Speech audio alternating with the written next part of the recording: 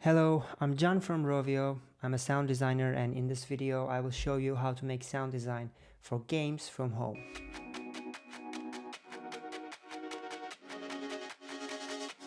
Today I'm working specifically on Angry Birds Dream Blast, and I'm going to show you how to make a sound effect starting from recording the sounds, editing them in the computer, and then putting them in the game. This is going to be specifically a magic potion sound that we have in the game, and I'm going to recreate this sound just for the purpose of demonstration. So I'm just going to quickly demonstrate to you what the magic potion is. So here you can see this colorful stark blue potion bottle or jar, however you call it. Let's hear how it sounds. Here you can see it just explodes and then something splashes over the bubbles.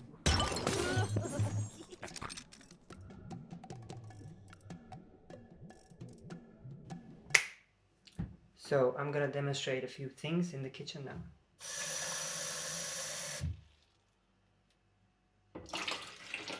One of the first things you learn as a sound designer is how to be attentive to sounds around you. And we are in a domestic environment right now, and every day you hear a sound and think about it. Okay, is that sound interesting? Can I use it somewhere? Can it work to replicate something else? So you learn to have these instincts and it becomes natural to you. One of the most interesting sounding things in this kitchen is this old coffee machine, because it makes all these weird sounds, as you will hear in a second, and we will use it to create this weird bubble sounds in our potion. Let's the magic begin.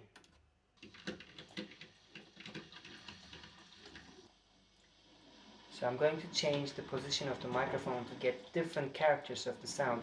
So here it has more of a rumble, and from here we can take a bit more splashy sounds of the water.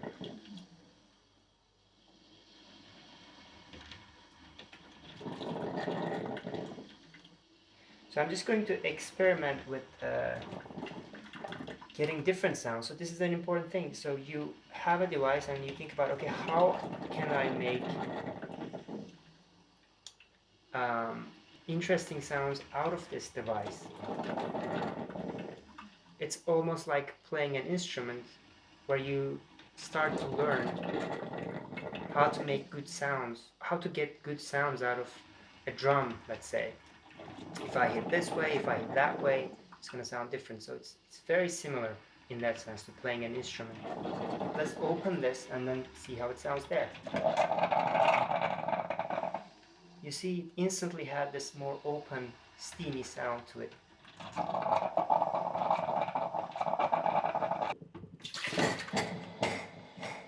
That's what I'm talking about. Recording in the kitchen continues with bottles.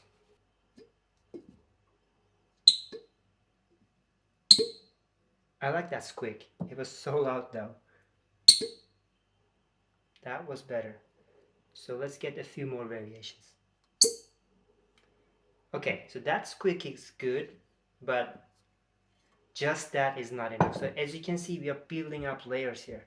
So we are just for one sound, we are building a lot of different elements and then combining them together. We are just creating a magic potion sound, and these everyday items seemingly don't have any resemblance to the item that we are trying to create a sound for.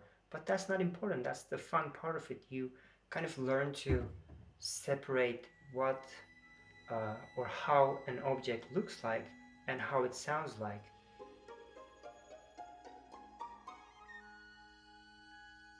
Alright, so right now we have a blank Reaper project in which we will create a few sound effects, and I'm gonna move on to our explosion sound.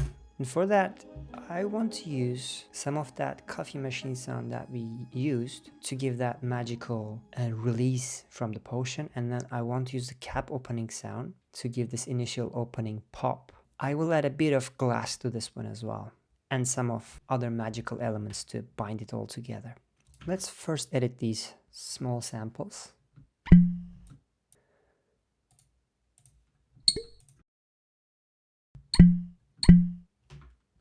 They sound good together, and I will add a bit of compressor to it to glue the sounds together.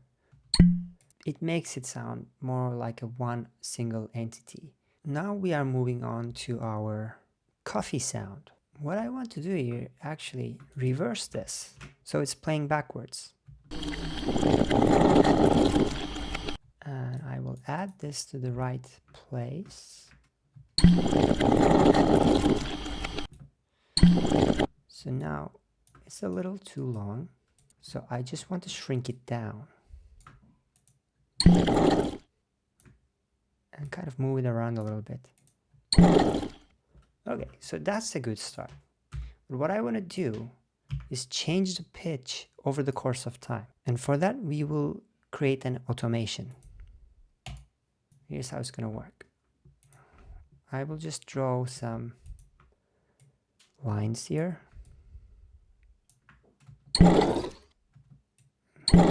Here you can see the pitch is going up over time. And I will also increase the overall pitch. Reduce the level a little bit. So that's a good start. But I also want to add one more detailed touch here. Open up the sound as it's louder and close it down when it's quieter. And for that, I will create a filter and then automate the frequency of that filter by listening to the volume of the audio signal. This is going to take a bit of tweaking. So without and with it. It's a little subtle, but it adds a bit of this movement there. And finally, I just want to create a bit more spaciousness to it. For that, I will use an effect called reverb. You can instantly hear how spacious it is, but it's too much. Subtleness goes a long way in sound design. Just final few tweaks. I'm just going through some of the sounds I have in my library.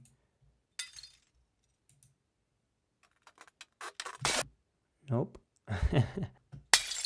Okay, that's not bad. Let's start with that. Yeah, that's not bad. Let's make it mono. Okay, it needs a bit of compression to make it thicker. Okay, what I want is a body to the sound, which this glass explosion misses. So for that, I'm just going to use a synthesizer. And let's hear them all together. So it's still missing that magical touch to it, right? And for that, I'm actually going to use chimes. And I want to actually send a lot of this to reverb. Yep. Bit more high frequency character there. Yeah. All right. Doesn't sound bad. As a final touch, I just want to combine and glue these sounds again with a limiter. Just increase the loudness a little bit. Just do a bit of balancing. Send this one to the reverb as well. So there's reverb also helps to glue them together a little bit. Maybe we need a bit of saturation to make the sound bite a little bit. So without it and with it, adds a bit of sharpness to it. So with these subtle post-processing effects, I think it's ready to import in our game.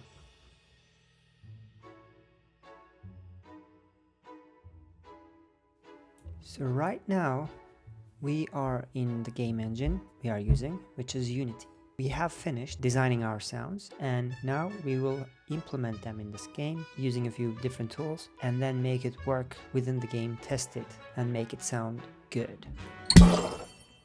We have created our sounds and implemented them in our audio manager and called them from the game code. Now we can finally reap the benefits of our efforts and hear them in the game, and hopefully they sound good.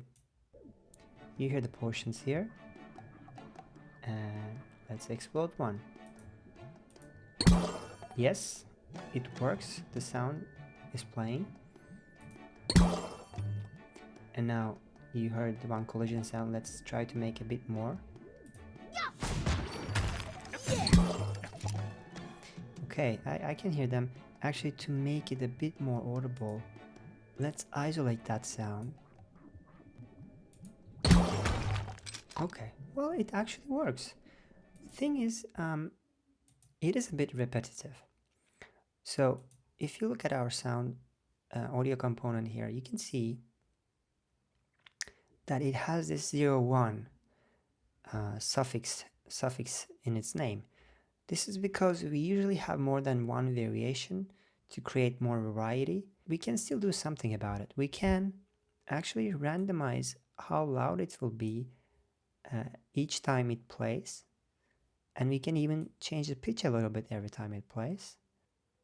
And this way, hopefully we will get a bit more variation.